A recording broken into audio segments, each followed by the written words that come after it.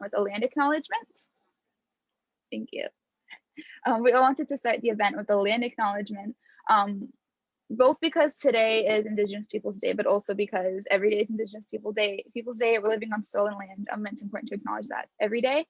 So I want to echo the acknowledgement PAC made today on social media and recognize that our center rests on stolen Lenape land. We stand in solidarity with Indigenous people on this day and every day, especially as people who have also suffered the effects of ongoing settler colonialism. I also want to encourage you all to research the land that you live on and take the time today to learn more about local tribes and nations. And if you know the land that you occupy, please feel free to share it in the comments. I know it's probably the same for most of us in New Jersey, but for everyone who's out of state, I'd love to hear your land acknowledgements if you know them. And also, please make sure your solidarity extends beyond acknowledgement by checking out all the resources that PAC shared today with their email lists. Let's make sure that we all do our part as allies to stay educated and to educate ourselves and our circles. And with that said, welcome to the official launch. Thank you guys all for coming. I greatly appreciate it. And thank you to all the contributors who are here to read their pieces. I'm so excited to hear from all of you. As many of you know, Falastin magazine was launched August of 2016. And it never really hits me like how far we've come until we have events like this. And I say out loud, like, wow, like volume 5, issue 3. So we're going into our 6th year as a magazine, which means that Falastin's a little toddler. He's in kindergarten now. And the goal of this magazine is to provide a platform to reclaim the Palestinian narrative and to make sure that we're telling our own stories. And we do this a variety of ways. We provide people a platform to share their art, their photography, their poetry, their written narratives. Anything you can create, we'll find a way to incorporate it into the magazine. And it's been, alhamdulillah, it's been really amazing. We've been able to highlight over 300 creatives from all over the world. And when I say that, I genuinely mean like from Palestine to all over the Middle East. We've had a lot of writers from South America, writers from across Europe. So it's been amazing to see all of the different pieces of Palestinian diaspora and all of the Palestinian allies, people that have contributed to the magazine. So we're so grateful to all of those contributors who, and to the community that we've been able to build. This issue, our theme was family. So for members of the diaspora, for a lot of us at least, family is what keeps us the most connected to Palestine. And this could be through like family being the reason you go visit Palestine, to go visit your family. But it could also be from hearing stories about Palestine, growing up around dinner tables. You know, we don't hear like fairy tales, we hear stories about, you know, me and my family used to pick olive trees and to pick olives from my trees. And I think that's really beautiful. But on another level, we also come from a culture where everyone is family. And I don't mean that literally, even though we have really big families and a lot of cousins, but I mean that in the way that we treat each other. I've seen that throughout myself, alhamdulillah, in the times that I've been able to visit Palestine, just the way that like everyone's treated. No one's treated like a stranger, everyone's treated like family. If someone has a flat tire on the road, every single car is going to stop by and ask if they can help. And I think that's the most beautiful part of our culture, and the most beautiful part about being Palestinian. And I think that we've brought that unity and that communal aspect outside into the diaspora too. So our writers and artists absolutely blew us away with their interpretations of the theme, and we're so excited to share that with you guys today. So we have them all tonight to read excerpts, but before we get into that, I'm going to show everyone how to access the magazine, which officially went live about an hour ago on PAC's website. So let's see. Okay, so let me know if you guys, oh, let me see, stop share. I think I shared the wrong screen. There we go. Okay, can you guys thumbs up if you guys see the screen? You see it? Okay, awesome, thank you. Okay, so you're gonna go into the search bar and you're gonna type up pacusa.org. And then you're going to go to the What We Do tab. And then you're gonna scroll down to Falastin magazine. And then here is the issue. The cover art was made by an amazingly talented artist from Qatar. Her name is Maysat. If you go on the inside cover, you can see her Instagram, Maysat El Manai. So please check her out, follow her, give her a shout out, let her know you appreciate her artwork. I'm just gonna scroll through it really briefly. And so if you guys wanna actually read the pieces, make sure to check it out. I'm gonna put the link to the magazine in the bio too. So please share that with your friends, your family, and your loved ones. This is some beautiful artwork by Lamis Mahena. You can follow her Instagram too. I'm just gonna shout out all the artists. Just you guys can follow them, and you guys are going to hear from a few of these writers during this event today. Nasreen Shaheen is actually a really talented artist. She did the cover for last issue, so please check her out. Aisha Mahdi is a local artist. Ooh, accidentally clicked the annotate. Okay. There we go. So yeah, make sure to check that out and make sure to share it with people. I think the cool thing about art and creativity is that it's something that connects people. So if you have people that aren't familiar with Palestine and that aren't open to a political conversation, this is a great gateway to be like, okay, why don't you just check out some artwork? So I'll share that in the chat shortly. I also just want to remind everyone to please make sure to cultivate community in the chat box by commenting. If someone says something that resonates with you or something that you relate to, please let them know in the chat. And without further ado, I'm going to pass the floor to Falastin's amazing and incredibly talented fiction editor, Marah Siam, who will be emceeing the rest of the event and who will read her piece, We Were Beautiful. Okay, hello everyone. Again, to extend the thank you from Reem, thank everybody. Thank you guys for being here, for contributing. Art is important and depressing and fun and beautiful. We have to keep spreading it. So I'm gonna start with my little poem. And the theme was family, but I took it as kind of like the beauty of family and a different side, which will make more sense once I read it. So I'm gonna read it now. The poem is called We Were Beautiful. The poppy flowers growing around the foot of the soldier who was stopping our car with his left hand as his right hand holds a gun I cannot name. We were beautiful. His heart bled out the same moment the event began to play on the loudspeakers. The sight was beautiful. His wedding was supposed to be in the hall that now lays flat and dusty after a simple push of a button from 10 miles away. His bride still beautiful. They destroyed my grandma's grave in Jerusalem. They couldn't reach her body though. A shattered headstone sprinkled so beautifully across her grave. My parents left for Palestine in the midst of everything going on, but why would I stop them? They wanted to go home, and they will no matter what the circumstances. If anything were to happen, why would I regret letting them go if the images of all the other Palestinians there do not make me feel regret? The beauty of their eyes shines brighter in Palestine, so I will not stop them. They are beautiful because they are my parents, but they were also beautiful to their parents, who all lay in the land they grew up on. Beauty is subjective. Sometimes it makes me feel guilty. Finding beauty in the things no one believes holds beauty is in itself beautiful. We were all beautiful. Remove the images you think are beautiful and replace it with yourself. You are beautiful laying in your room feeling the most alone. We were all alone. So together we are beautiful. Let the Palestinian children crying while burying their parents or vice versa remain beautiful because they hold a type of beauty only God can appreciate. Yeah. I also have 3 questions to ask people, to ask the contributors after they read their poem. So I'm just gonna ask them to myself. The first question is, what inspired your piece? My parents were on a flight to Palestine in the summer when everything was going on, and they were going by themselves for 3 months. So I was not gonna see them for 3 months. And so obviously I was sad and I was gonna miss them a lot. So that is what kind of like spawned this piece. The second question is, can you talk about your family roots to Palestine? So I'm from a tiny little village outside of Ramallah called Mukhmas, and my parents have always been from there their whole lives, from generations all the way down to Kanaani times.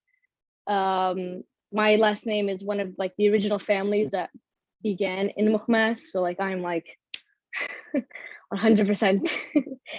But yeah, so we go back every summer. I was born in Jerusalem. I can't go back now, but I was born there. That says on my passport Jerusalem instead of anything else, so I appreciate that. The third question is, how has your family influenced your connection to Islam, to Palestine? Obviously everything. I was born there. I came here when I was 2, but I did live there for about a 1.5 years, and every single summer I've been back. So my family has influenced everything. All my uncles were there. Everybody that is important to me that has passed is buried there. Like all my grandparents, my 2 uncles. Hopefully I'll be buried there. And yeah, it's a place to always return to. I will always have a home there. And that's comforting and scary because it's scary to think that I might not be there one day. But yeah, so the next contributor that we will be highlighting and hearing their work is Neda. Neda Semih Rontando, I hope I didn't butcher that, is a writer, teacher, and mother who was inspired by the relationship between personhood and place. Born in Kuwait to Palestinian parents, she immigrated to the United States at the age of 6 to Rhode Island. She lives in the enchanted post-industrial land of Providence with her husband and 3 kids. She recently completed a memoir spanning generations and continents. Her writing has been featured in Gulfstream Literary Magazine, the Masters Review, Squat Birth Journal, and the Providence Frequency Anthology. Take it away, Neda. Thank you so much. I'm so happy to be here. Right, the name of this piece is Biodiversity. Ladybug, ladybug, fly away home. Your house is on fire and your children all gone. Mother Goose. I remember the ladybugs. As a 5-year-old in Kuwait, I learned they came in different colors. They flew in through the open window on the school bus once on our way home. I decided then and there to get off at my friend's bus stop. I knew it wasn't my stop yet, but rules be damned, I needed to see the ladybugs. I thought nothing of simply getting off the bus to keep chatting with my friend about the different colored ladybugs, stand in the afternoon Kuwait heat and be nearly swallowed by the sun's glare until the soft-spoken bus driver patiently convinced me to please step back on the bus. This isn't your stop and your family will miss you if you don't return home. It's okay, I shouted confidently. My friend will take me home. I waved the bus driver away. You need to get back on the bus, he pleaded. But the ladybugs, what about the ladybugs? I couldn't believe the colors. As an adult, I have only seen the red ones, and part of me wonders if I imagined the variety. I remember yellow, orange, light and dark red. One looked almost green. How could I possibly leave the spot now? I need to collect, categorize, explore. I must search until I find every last possibility of color that might exist here in this very spot by the tree near my friend's house. How can I be expected to step away from them now? Childhood and life was like this, mine, my mother's, and my grandmother's, being tugged away from everything familiar, not being given space to explore, to meander, to lazily consider the varieties of ladybugs. Mission interrupted. My grandmother was forced out of her home in Jaffa, Palestine at age 23, again out of her home in Kuwait in her 60s. My mother at 27, me at 6. The cycles feel tangled into themselves, not sure where their experiences end and mine begin. Abrupt and graceless our passage through time and space. Years later in the United States, I remember coming across a recently hacked tree in the woods in the early spring. I don't remember what type of tree it was, but the trunk was sticky and still running sap. The still dripping sap brought to mind an image of severed nerve endings. When a patient complains, they still feel pain in the phantom limb. That's what it feels like to be made landless, to be forced out of your home, to be taken out of your comfort zone, not once, but twice in 3 generations. The upheaval to our sense of direction, to our rootedness, to our daily routines, like sap that suddenly finds itself out in the open air with nothing to support its weight. I didn't want to leave, neither did my mother, who was a full-grown adult, had thicker roots to upend out of life with other Palestinians in Kuwait. It was a violent hacking, the kind that results in less than ideal results in the transplanted. No matter what favorable conditions it finds in the new land, it simply will never bounce back, will never retain the vigor of what it once experienced. The shoots that spring up are alive, yes, but flimsy, the leaves a faded yellow. I found a ladybug on my kitchen counter recently after years of not encountering any outdoors. It was the more common red one, but it was still beautiful. I slid a piece of paper gently under it and ushered it outside, whispering, "Fly away home." Thank you so much. It's Thank you. such textured writing that you can almost feel it and smell it. So now I'm going to ask you 3 questions. The first one is, what inspired your piece? Sure. I was doing a lot of memory digging when I just finished my memoir this past summer, and it was a lot of just like those images from childhood that never left me, and that was one of them, was the ladybugs. And I was like, I don't know how I'm going to work this in, but I'm going to try to work it in. I just kept working with it, but there was a lot of stuff that there was like a lot of experiences I had as a really young child in Kuwait that after coming to the US and hearing my teta stories about Palestine, it was almost like the land was speaking to us, like sharing its story and interweaving with our story. And so really, yeah, that's where it came from. Yeah, it's beautiful. Land, I feel like especially Palestinian land has a weird way of communicating, even from so far away. 100%. Yeah. Okay. Can you talk about your family roots to Palestine? Sure. So my father's side is all from Yafa, Jabir and Hijawi family. My mom's side, her mom is also Hijawi from Yafa, but my mom's dad is from Tol Karim. He was a Awad. And when I really related to what you kept referring to, like going back there and being buried there, and that's exactly what happened to him, because he had to leave in 48, but he was like determined. He's like, no matter what, like you're gonna bury me in Tulkarm, and that's exactly what happened. So yeah. Good. I'm happy that you guys, in a depressing way, got to feel that. But yeah, Tulkarm is not far from Flas. I've been there one time. It's really beautiful. Nice. Yeah, and the FF too. I've been there once. I like snuck in, but it's okay. That's awesome. How has your family influenced your connection to Palestine? All the vivid memories and stories that they've shared. I was really lucky in that I, came from a family of storytellers. I mean, I know I have some Palestinian friends whose like their parents or grandparents were so traumatized they never wanted to talk about it, or the other way, where it's like all they do is talk about it. So thankfully I was from that part where they influenced me a lot just in the memories and the stories. Yeah, hopefully we'll all get to visit together or something. Yes. Yes. Okay, thank you so much, Neda. Thank you so much. The next speaker I'm going to be introducing is my good friend, Iman. Iman graduated from Rutgers with a bachelor's in English literature with a double minor in creative writing and Middle Eastern studies. Being a Palestinian has always informed and affected her love for writing. She sees it as a way to express both the responsibility and the pain of being a Palestinian. Go ahead, Iman. Hi, everyone. So my piece for today is a poem that is not necessarily connected to family directly. It is in one way or another because Palestine is one big family where we are all little families within each other. And this poem is really affected and informed by the events in Sheikh Jarrah. I wrote it, yes, so true. And I wrote it earlier in the middle of the events. And here it is. I'm so sorry if there's sounds. I hope you guys don't hear them. Anyway. Obliteration of the mind. The lands of God have come to contain my declared exile in more than one strain. The strains from the hills of Sheikh Jarrah to the streets of Silwan to the parks of Beta have summoned to embody me. But I am dispersed. In the midst of my identity, what strain is able to please me? What land is able to seize me when I am landless, mobile, and lost? I stopped by Jarrah for a cup of sage, where they were given a generous ultimatum of destroying their walls or paying the colonizer to do the job.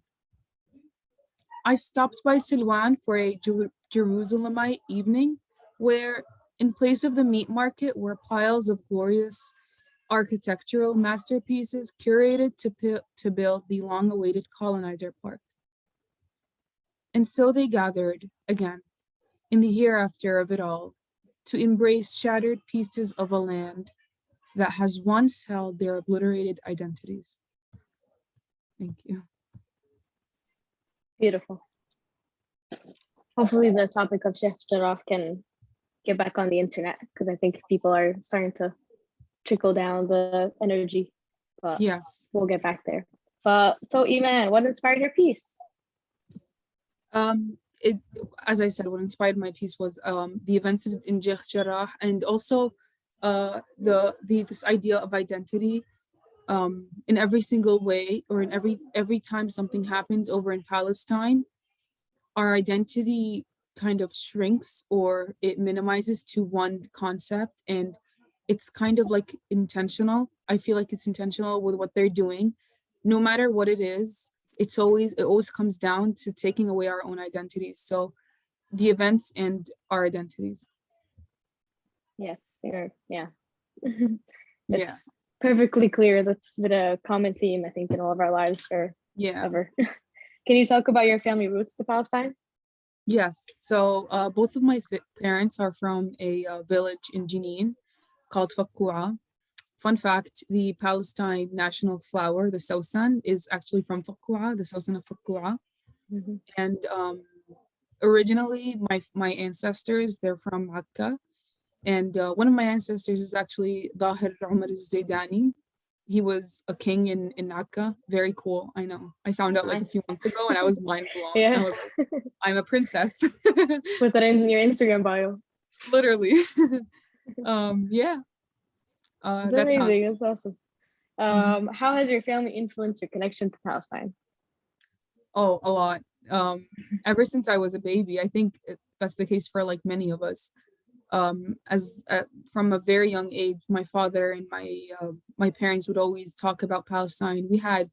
I'm pretty sure a lot of us did, but we had this huge map of Palestine, like huge, on one of my walls in the house. And my dad would actually like every single day would take me and be like, okay, point to Jenin, point to Fakua, point to Qudus. And that's how it was. And I was very active, like when I was younger and in like, plays and etc. Everything Palestine. Yeah, you've always been active. I've known you for a while now, and I think most of our conversations are centered around Palestine one way or They, another. they are. They are. They are. But thank you so much, man. Hopefully, Thank we'll you have you guys. be back next time as well. Thank you guys. Next, I'm going to introduce Ahmed Jahour, who's also a big part of this community. He is an active community member and an incredibly talented photographer whose work is being featured in this volume of Falastin through his photography project, People of Palestine. So Ahmed, can you tell us a little bit about your project and what inspired it? Islam, everybody. I'm sorry, I'm at school right now, so that's why I look the way I do and weird background. I hope you can't hear any background noises. Um, People of Palestine was a project that was always, trying to start, and this was an idea I've had for years. It just took a lot of overcoming laziness to kind of start it, and I did. Thank God, I did start it last summer. I had a lot of interest in it, and I was blown away by the support I found. I mean, People of Palestine is essentially it's a photo series where I have diaspora living in my North Jersey community. A lot of the people in this Zoom call right now are part of the project, and you guys are amazing. Um, I had them talk about their experiences and their connection to Palestine, despite the fact that they don't live there. Many of us don't live in Palestine, although we wish we did. I'm definitely one of those people, and a lot of us, unfortunately, don't have the opportunity to go back. And that's the more unfortunate thing, is the fact that we can't go back. A lot of us can't, and I really just wanted to highlight those feelings, because Palestine is a lot more than just statistics. It's feelings and experiences more than anything else. Yeah, that is very important. Me and Dean were part of the project, and like we could see the impact. It was really important conversation. Like the way you convey that through photography is very important. So can you talk about your family roots to Palestine? Oh, well, I come from a village called Beit Anan. Before the 1967 borders, it was considered to be part of Jerusalem. I mean, we're very, very close to Jerusalem. But after the apartheid wall was put up, what was like 10 minutes turned into like an hour, a car ride. So now we are considered part of Ramallah. But I mean, I've been lucky enough to go back a couple of times. The first time I don't remember, I was a baby. Second time I was 11 years old. I was fortunate to go back, and I saw my grandparents. And the last time I would go was in 2016, and I would pray over the grave of my grandparents. But I always had such a strong connection to Palestine. My parents always instilled that in me. From a very young age, I wasn't your typical kid. I was the type of guy. I was the type of kid that would watch the news more than cartoons sometimes. And so I would see exactly what was going on, and I'd ask a lot of questions, and my dad would tell me. And so ever since then, I knew I had to do something. People of Palestine was kind of my way of using the very little means that I have, being my photography, to try and, aid the situation in whatever possible capacity I could. And that's important. The education at a young age is important, and turning that into art is important, no matter how small it is, or if you don't get a lot of likes on Instagram, it doesn't matter. Art is art. But how has your family influenced your connection to Palestine? But I guess you answered that. So I guess another question would be, now where are you planning on taking your project? To be honest, I've been a little slow with my project because I've gotten caught up in a lot of personal things. I've had a very busy past year, but I definitely want to expand the project to not only just include the people in the North Jersey area, because there's 5 million people who are recognized by the United Nations across the globe as Palestinian refugees, who live outside of where they're supposed to be. A lot of our families might fall under that category as well. And it's unfortunate that we don't have, conversations outside of our community of right of return. We see that as a right, and it is a fundamental human right that us as Palestinians have. But a lot of people, unfortunately, don't see it that way, and they will side with the Zionists on that. I think we need more voices. I would love, again, to expand my project to people outside of the community, all over the world, really, to kind of give their voices, right? And to talk about kind of things that they experienced as Palestinians in the diaspora, that their families experienced overseas in Palestine. I think, again, the narrative that we give and the experiences that we share speak volumes infinitely more than do the statistics, right? Because at the end of the day, as humans, we're a sum of emotions more than we are numbers, right? Yeah. You'll get there with your project. It takes time. Just keep putting in the work, and good luck with everything. And we're happy and we're excited to see how far you can take this project. I really appreciate the support. Thank you guys so much. Of course. The next person I'm going to be introducing is our other contributor, Asil. She's a really amazing person. She works really hard all the time. And she's also going to be reading a little bit of her piece and then leading a discussion with all of us. Also, I'd like to include add your Instagrams and blogs and whatever you'd like to promote in the chat, so we can all follow each other and keep up. But yes, thank you again. Take it away, Asil. Hello, thank you, Marah. And all of you, I love all of your pieces, absolutely amazing. I'm gonna pull up my piece right now and let's get started. So I wrote a whole article, so I'm just gonna read a small little section of it, which is gonna segue into our discussion.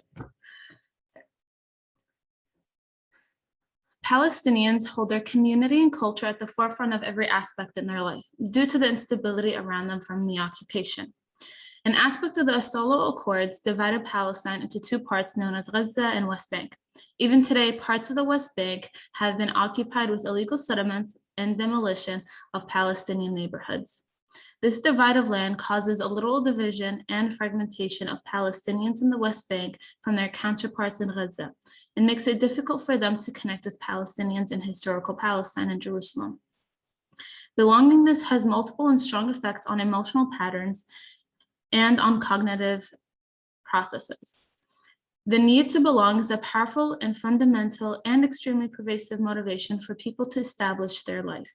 Yet the efforts that Palestinians make are limited to the blockade that Israel imposes. This vicious cycle of psychological torment, such as constant humiliation in checkpoints, random home demolitions, confiscated children's toys, and administrative detention, has an effect not just on one person, but the whole community. So as we all, thank you, that was the end of it. And as we all kind of live in the diaspora, especially here in America, and today is Indigenous Peoples Day.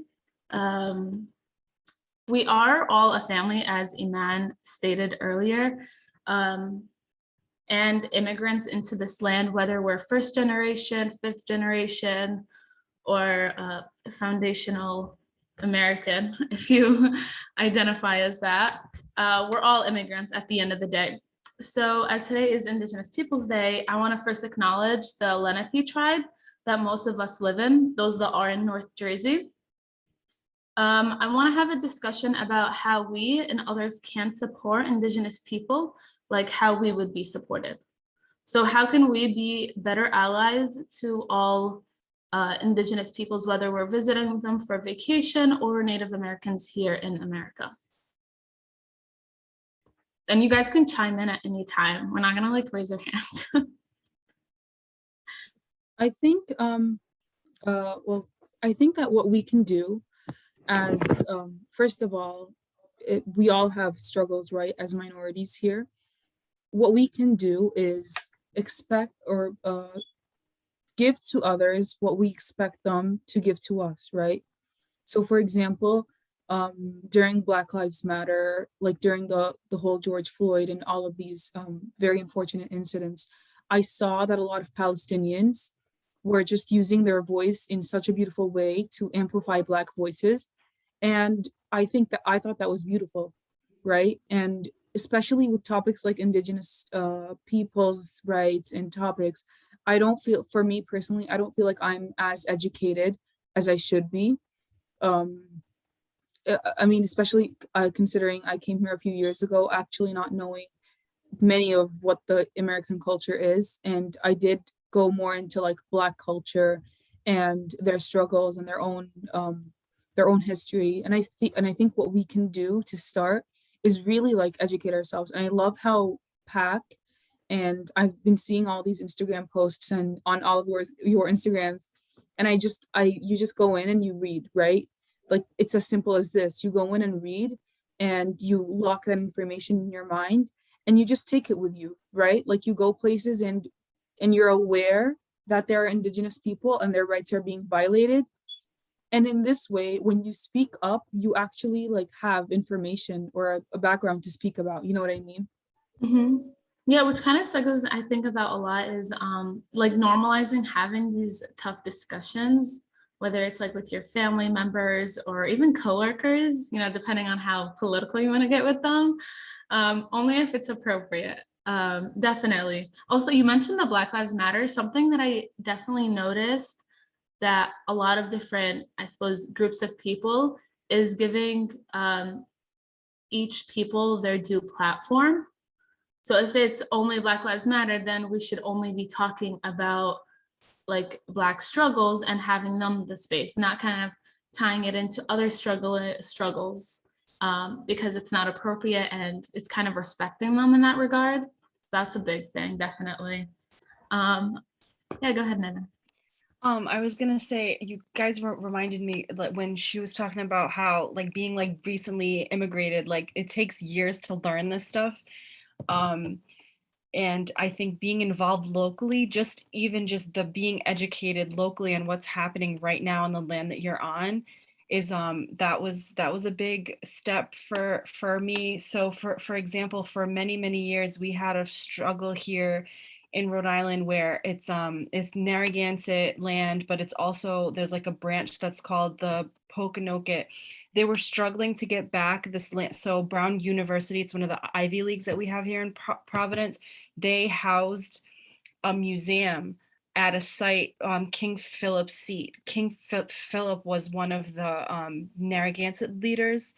And there was like this big war, like Revolutionary War. It was like really early on in like the formation of the colony.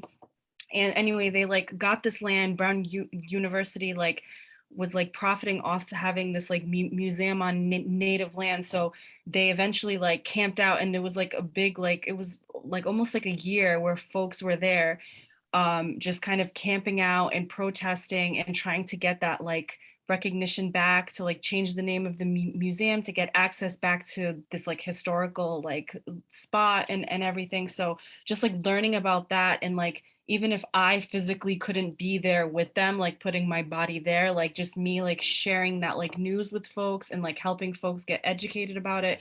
So yeah, we have a lot of like local things like that'll pop up. Or like we needed to change our state name for decades. It was Rhode Island and Providence Plantations, like on all the official documents, because Rhode Island had a lot of slaves. It was like the #1 like slave state that people don't really realize. Like we used to like make the ships and like sail them directly to the West African coast. It was like a really big part of the colonial economy was slavery. So for years, people were like trying to get it on the ballot in like elections to get rid of the plantations part. And there was this like ignited this really big debate. So like I'm a classroom teacher. Most of the students like would have no idea like what was happening. So I would just like, again, not necessarily be on the front lines, putting, protesting at the State House, but I would use my voice in that way of like, all right, let's learn about what this ballot question is about and like why is this even on the state name. So they did successfully eventually get rid of it, but it's like, okay, but what does that mean? And like learning about the state's history and everything like that. So like I'm sure North Jersey has some local thing that's happening. There's always something happening somewhere, right? That's actually really good. I'm gonna admit I don't know anything locally that's happening with Indigenous people, but I will definitely look into that. It's really interesting. Wow. You mentioned the schools, by the way. That's like amazing that you're doing that and kind of a disregard to what parents are gonna say. That's absolutely amazing. It's like basic human rights you're fighting for. So it's like they shouldn't argue with you. I've thankfully not had any issues like that because I've always worked in like the inner city schools where parents are just happy that they have a consistent teacher. It's just I've never had a discussion with a parent about that. I've had discussions with parents about like, hey, how do you like help my kid like get up to reading level or something like that? But it's not like I'm not in the burbs. Yeah. I'm like very intentional about staying away from the burbs because I grew up in the burbs and I know how that goes. And I'm like, no, I'm not going to teach there. I'm good. Yeah, no, I totally get you. That's why I'm just like in my head, imagining if this happened to me when I was in school. Yeah, teachers would not have been happy. One thing in Jersey that I know of, I have no idea what it's called, but on like it's I guess like New Jersey, New York, but on the way to the Renaissance Fair, like here's apple picking, like Muskers, orchards. Here's the rent fair. Like a mile off, there's like a huge. They do it every single year at the same time as the rent fair. It's a huge like Native American like pop up like little shops, and like you could stop and like shop and like that really helps like buying things from like real Native American stuff, not like dream catcher from like the mall, like something real. Wow. Yeah, I'm gonna check that out tomorrow. I have no idea what it's called, but you just have to like drive in that direction. Yeah, no, I'll send it to you if I find it. Yeah, because we always just like stop and then go to the Renaissance Fair. Yeah. Any other ways that we could be better allies? Just to kind of like jump off of what everyone else said, because I think there's like a common theme, and it's that like solidarity is not limited to like a social media post, or there's not like a specific place for solidarity, but solidarity could be like buying things from Indigenous tribes and like making sure that you're like having things that are sourced authentically from them, instead of contributing to like the commercialization and cultural appropriation of Indigenous culture. And then also like Nada was talking about like incorporating like these very important things into your curriculum, like you're a teacher, but that doesn't stop you from showing solidarity in your career. And like us as like writers and creatives, just like incorporating that into what we do. So that's something that I'm trying to think about more, is just like, what are the ways that I can incorporate solidarity into my everyday practice instead of it being something that's reserved for like protests or social media or anything like that. But yeah, I'm loving hearing all of these incredible conversations. Yeah, definitely. Another thing that I kind of thought of while kind of brainstorming is appreciating and not appropriating cultures. So if you are going to use like another person's culture, like if people were to wear thobes, where like if they don't know what the significance behind it is, then you have no business. So it's like all of us kind of respecting that. So whether it's like, let's say like birria taco is something that's so common, it's such a trend now, but it's like, what's the origin of it? And like actually acknowledging it's not like an American taco, but it's Mexican. Also like, let's say the neck rings, they also wear in their arms and legs that I didn't know prior to searching, from South Africa.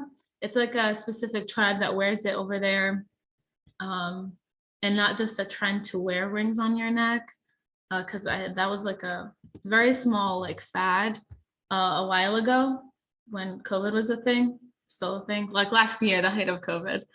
But no, you guys are absolutely amazing. I'm gonna pass it on to Riem and take it away. Yeah, I'm just gonna close the event, inshallah. I just want to thank every single one of you for coming. Thank you guys for contributing to the magazine. I hope that you guys will continue to contribute.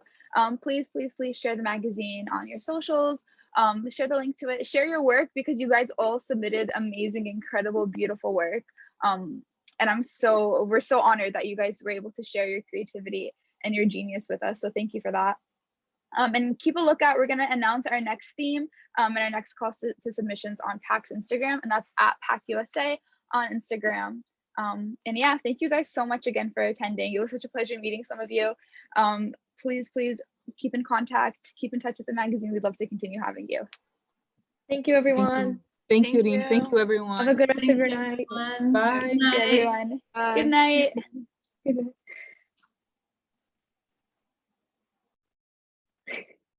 Or Wait, we're still on.